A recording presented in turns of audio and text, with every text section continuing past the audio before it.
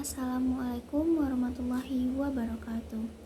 Hello everyone, my name is Diva. My identification number 2110 73 10 and 15. Okay, on this video I would like to tell you about the affective filters and the noticing hypothesis. Okay, this video I would like to describe. First material is the affective filters of second language acquisition. The affective filters hypothesis, it states how affective factors relate to the second language acquisition.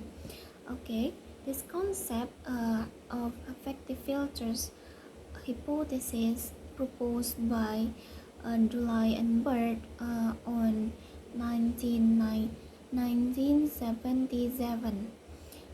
and is consistent with the theoretical work done in area. Okay, there are three categories of affective filters hypothesis. The first is motivation. Motivation refers to performance with high motivation generally do better in second language acquisition, but it is not always. And then the second one is self-confidence. Self-confidence, it refers to performers with self-confidence and a good self-image tend to do better in second language acquisition. And then the third one is anxiety. Low anxiety appears to be conducive to second language acquisition, whether measured as personal or classroom anxiety. So, the affective filter hypothesis captures the relationship between affective variables and the process of second language acquisition by positing that acquirers vary with respect to the strength or level of their affective filters. So, that's all about the affective filters. We go to the next material is noticing hypothesis. Noticing hypothesis proposed by Smith on 1995. It's that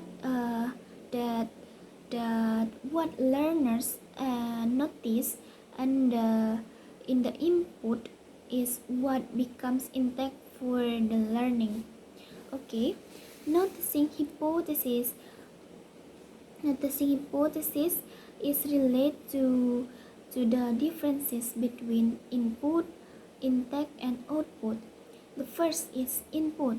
Input is normally refers to the language to which the learner is exposed.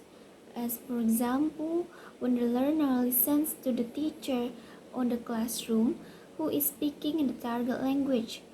But in input is not identical to intake, since learners do not necessarily register all of the input to which they are exposed. A further distinction is necessary. So, intake is the part of the input that learner notice. Okay, the next is the noticing hypothesis states that what learners notice in the input is what becomes intake for the learning.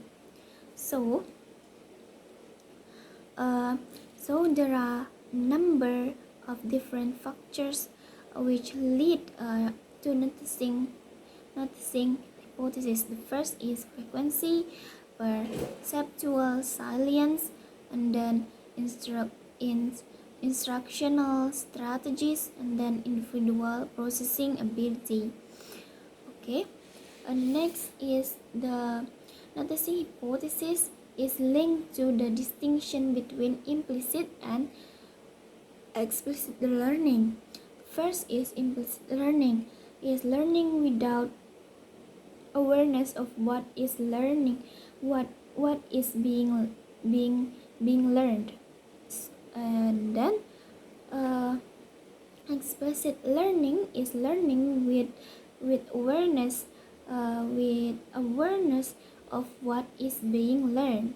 So it is about all of hypothesis of the affective filters hypothesis and the noticing hypothesis. Okay, I think that's all from my explanation. Thank you for your attention. Assalamualaikum warahmatullahi wabarakatuh.